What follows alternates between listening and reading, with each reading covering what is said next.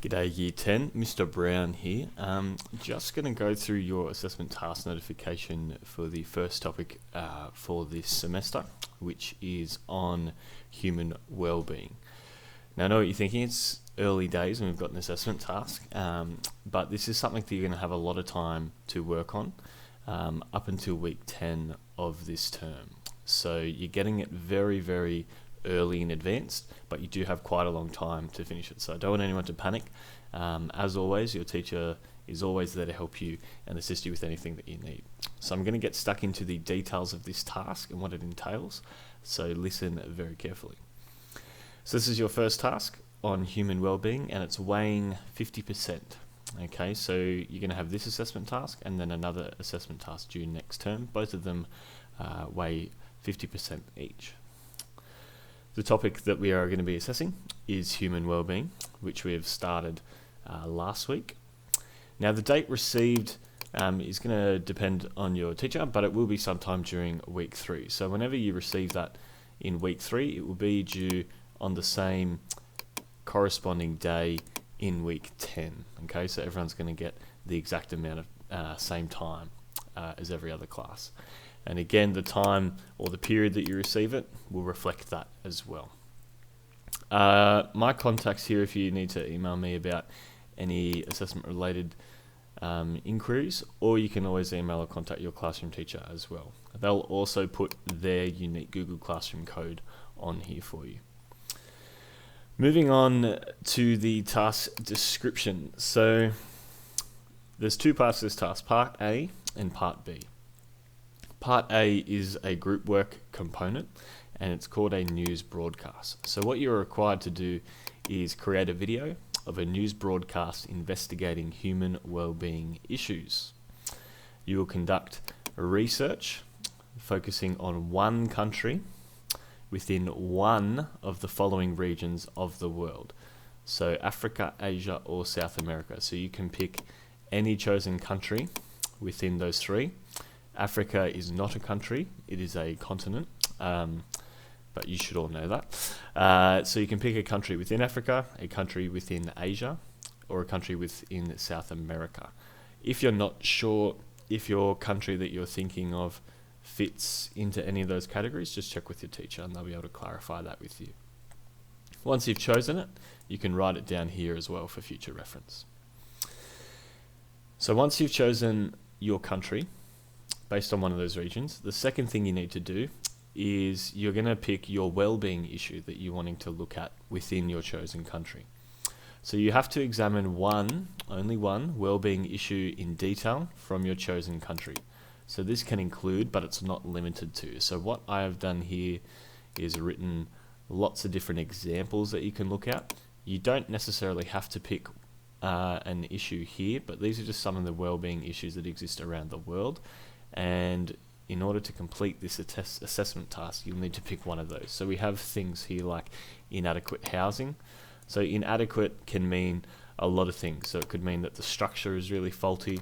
It could mean that there's not enough housing to house everyone. It could be that the conditions and living conditions are really, really poor. So there's a few different things that could fit into that. Human rights abuses.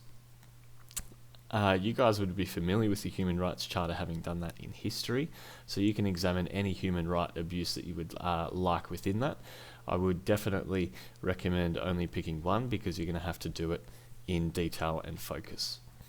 Poor working conditions, again similar to inadequate housing, that can mean a few things. That could mean poor pay, it could be in a poor working environment, it might be that the working environment is unsafe, or dangerous. So there's a lot of different issues that you could look at there. Infant mortality, that refers to the rate of children that die within the first year of being alive. So in some countries there's a lot higher than others due to a lack of healthcare. So you could look at that. A lack of security or safety, so that could be in terms of physical safety. So is there a high level or amount of terrorism within a certain country? Is there a high level of homicide or safety issues like stealing or Grand Theft Auto, whatever it might be? You could pick a country where security isn't as safe. Gender inequality, so that's looking at the gender differences between males or females in any chosen country. Now that can be in relation to a number of things. You can focus that down. You could look at workplace gender inequality. You could look at gender inequality in terms of human rights. There's a lot of different ones. Again, here I would suggest honing it down and chatting with your teacher about it. Deficient sanitation. So if something's deficient, it means it's not good, and it's not good enough, and it's very much lacking. So if we're looking at deficient sanitation, we're looking at and sanitation is relating to cleanliness. So if you think about facilities we have like toilets, washing our hands, showering, and hygiene, if someone has bad sanitation, that's can be very, very dangerous. So you can not have clean water, you cannot have appropriate sanitary facilities, and what that can do is spread diseases, and a lot of really harmful illnesses can occur because of that. So again, you can look at that within one of your countries. A lack of education speaks for itself. It's looking at whether the education in a certain country actually exists, or it might only exist up to, say, age 10 or quite a low age. So looking at that as a human well-being issue. Hunger, I think, speaks for itself. Poverty is looking at really poor overall conditions of living. So it might fall under, when we talk about poverty, we talk about the poverty line on living on less than $1 a day in some parts of the world. So you could look at that. Pollution being like environmental pollution, which causes really bad atmospheric conditions such as greenhouse gases, and how that can affect people's health and human well-being, of course. We could look at lots of different types of pollution there, so I'd encourage you again to narrow that down. Poor healthcare, so that's looking at if the healthcare system, so hospitals, doctors, chemists, GPs, whatnot, is lacking in a certain country.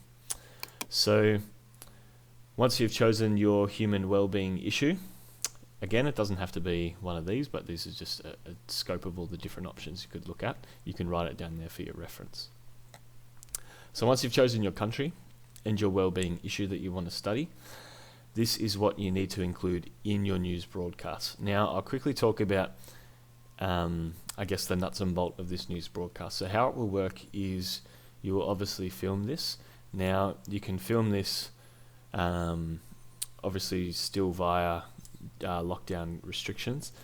So say you're in a group, because this is a group work task, one person could film a certain part, the other person might film another part, and then you'll come together, or someone comes together to edit those different sections. And so it still can be done in the COVID and online learning environment, and that's essentially the nuts and bolts of it. I'm going to talk more about the filming process, but I just thought I'd talk a little bit about a lot of questions that you would get at this point is, do I have to film it? And the answer to that is yes. So in your news broadcast, this is what you need to have. So there are 3 main areas, and that have been broken down into the little chunks for you. So the first thing you need to do is you need to describe your chosen country's overall human well-being using a global indicator or global indicators. So things like GDP, which we've looked at in class, gross domestic product, or you can look at one that we haven't looked at in class, such as like the Human Development Index. So you can use some research to compare it to a few different other ones. OECD is another one that we have looked at in class. So in order to answer this overarching question of describe your chosen country's overall human well-being, this is the steps that you need to take. Name of country and the location of it would be a good start.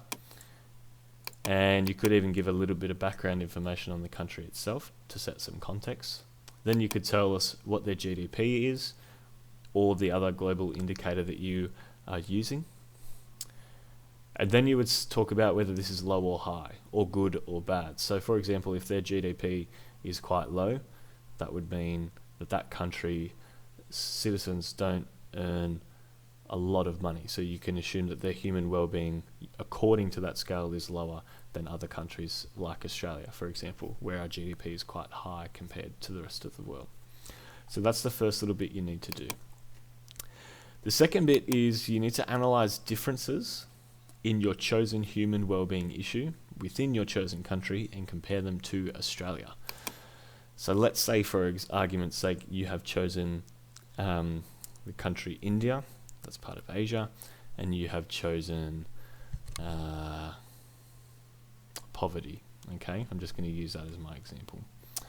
So you would be analysing the differences of human well-being in India and the issues of poverty, and you would compare that to Australia. So you'd be comparing India's poverty rates to Australia's poverty rates. So the idea that you're going to provide numerous details about your chosen country's well-being issues. So that's, say for India with poverty, how many people are living in poverty? How are you defining poverty? Then I want you to examine trends, which is looking at different patterns in human well-being regarding your chosen issue. So has it experienced change or continuity? So for example, in India, has poverty always existed, or is it a recent trend and phenomena that we can see? So looking at it over time, has it risen? Has it decreased? Why? Why not?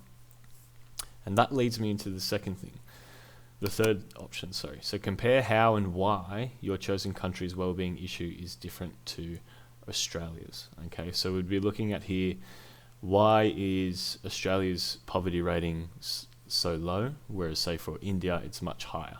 So you'd be looking at how and why that is the case there, obviously using research to deduct those conclusions. And this is something I want you to do throughout these 3 dot points, is refer to graphs, facts and statistics throughout as evidence. So you could even compare the GDP of India to Australia and link that to poverty, for example. So Australia's earning more money, so each individual can buy and access greater services, wherein in India, if that's a lot lower, then they're not going to be able to afford a lot of those services that we in Australia enjoy. So that's the second part. The third part here is that you need to examine the reasons for and consequences that your chosen issue can have on human well-being within your chosen country, and list ways to improve human well-being. A bit of a mouthful there. So that's why we've broken it down here. So the first part is examine the reasons for and consequences that your chosen issue can have on well-being. So what impact can poverty have on Indian people on their human well-being? So you're looking at what are the issues it creates and how does it impact people. So what are the issues that poverty creates and how does that impact the people of India? That would be breaking it down and answering that first half. Then you want to talk about what action can the government and individuals take to combat this issue and improve human well-being. So what are some, again using research, what are some strategies that may assist India in their quest to alleviate some poverty and the trends of poverty that they're seeing in their country, as that example. It can be whatever example you like, remember. And the third one here, again, similar to the last time, we want to refer to graphs, facts and statistics throughout. So making sure that when we're talking about what issues it creates, that it's backed by research. We're not just making up those issues and pretending and thinking we're right.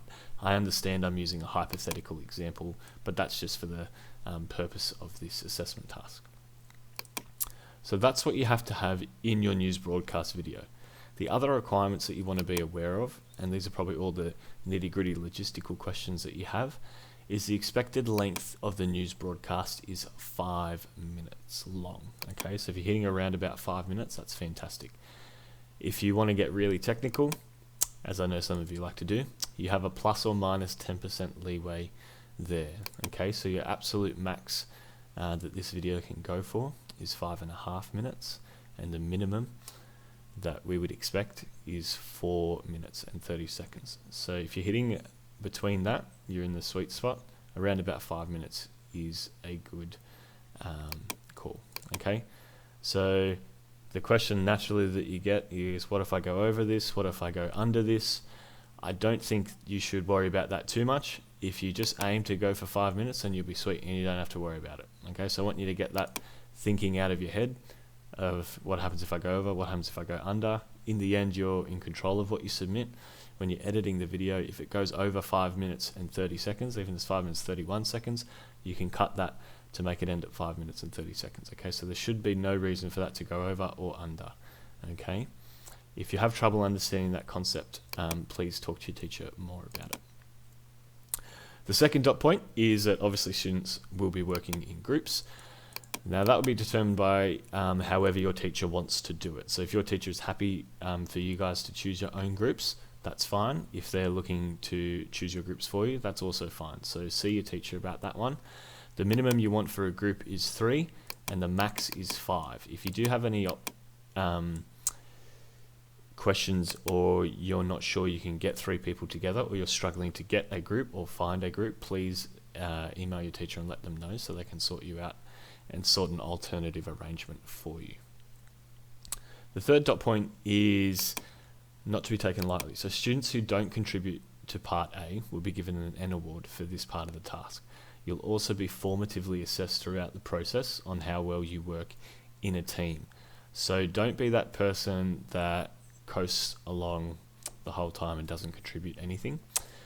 There will be, like I said, your teacher's also going to be monitoring it, but if anyone's not pulling their weight, then the whole group isn't going to suffer because of you. Only you will be N awarded and marked down for that. Okay, so the idea that everyone needs to be pulling their weight, now that's not saying everyone has to do the exact same amount of work. If someone's particularly good at, say, filming or editing a video, that can be their contribution, and if the group's happy with that contribution, then so are we. Okay, make sure that you negotiate that amongst your group. We'll get to those roles in a second though. So you can film this with your phone or a video camera. Now put at school in the event that we come back from lockdown, or outside of school environment and hours, which is our lockdown situation currently. Okay, so you can film your separate parts of this also in isolation, and then send those off to your friends via a Google Drive, where you can all access and upload videos, so you can still adhere to lockdown law and procedure there. But also, if we end up coming back early, you can still use those clips and just do it at school. So it's fine either way.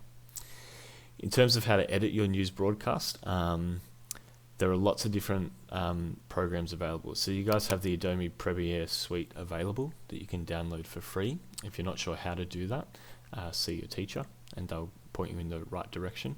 I know a lot of people have iMacs or iPhones where you can use iMovie. Another good video editing apps that are also available for free through an app store are Splice, Viva Video, Power Director, or UCut. I've all tested them out myself and they're quite easy and good to use. So a lot of different options there for editing videos. Students are to include a credits section at the end of the video, just so the teacher knows who contributed to each project. Now I want to note that that's not included in the time restrictions. So if your actual assessment work goes for 5 minutes and 30 seconds, and then your credits goes over, that is fine. But that's just important to let us know. Alternatively, if your teacher wants you to do something different, like just writing the names of the people that are in your group when they upload the task, that's fine. Just double check your teacher with that one. The video is uploaded then to Google Classroom. Only one student has to upload it with the name of participating students involved. Okay, so there's no need for, so if you've got 5 people in a group, all 5 of you don't need to upload this video, only one of you do. Now here's some tips and strategies to help you complete this assignment. You should establish roles within your group to distribute the workload.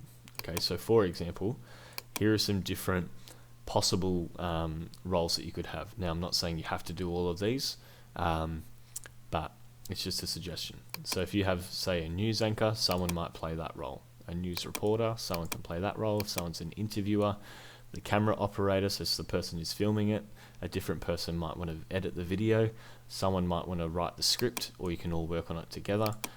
Someone might want to do all the research and put that on a doc and share it with everyone. So there's lots of different ways that you can go about this, guys. So you can split up the roles if you want, or you can all contribute to every single part of the process. Again, negotiate that with your group and decide on that early and make sure everyone's crystal clear about their role.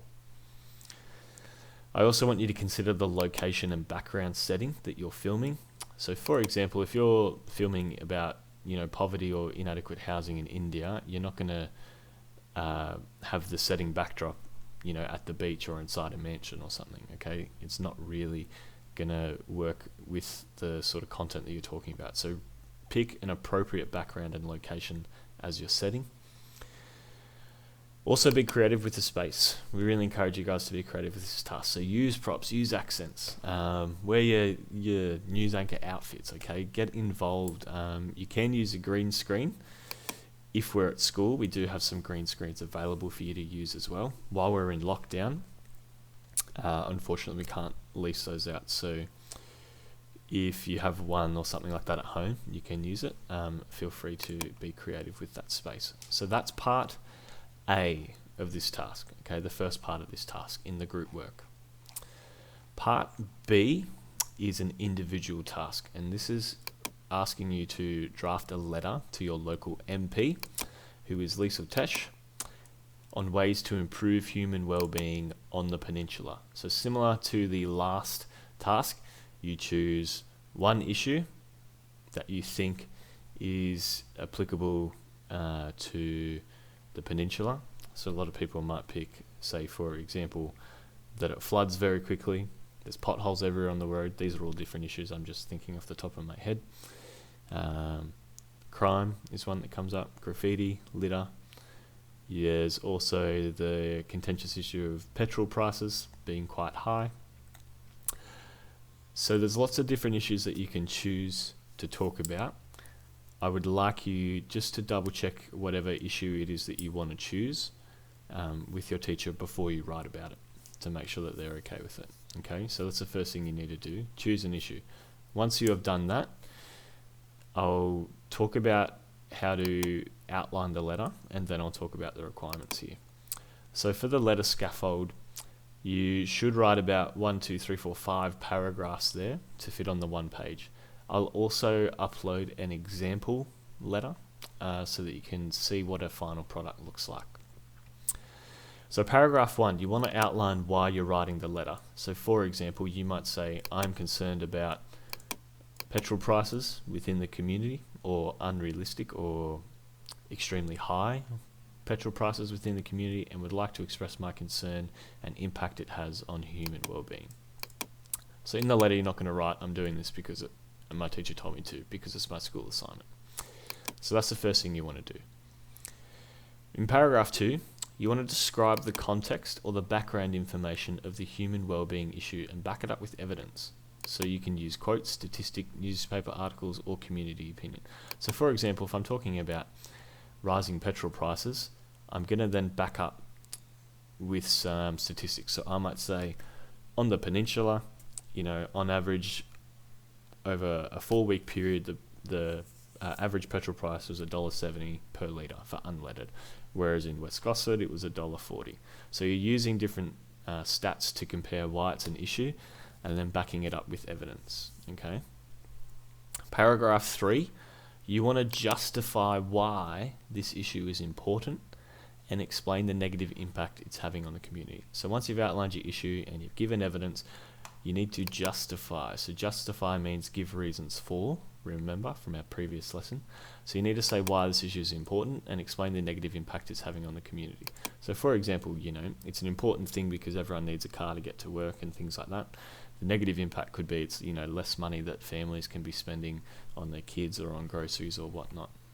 So looking at those negative impacts is a real key part of that paragraph. Paragraph 4 is you then want to outline some strategies that you think could help fix the issue in order to improve human well-being in the area.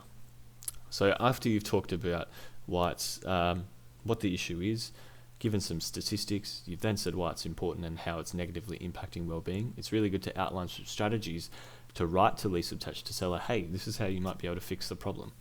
So do a bit of research on that, or you might have some ideas on your own. Again, it's really good, and if we're looking at a sort of top A range, you would back those strategies up with some evidence as well. So you might say West Gosford do this because yada yada yada, whereas the Peninsula don't. It works and it's effective in West Gosford, but it's not effective here because we're not using it. How about we try and implement said strategy?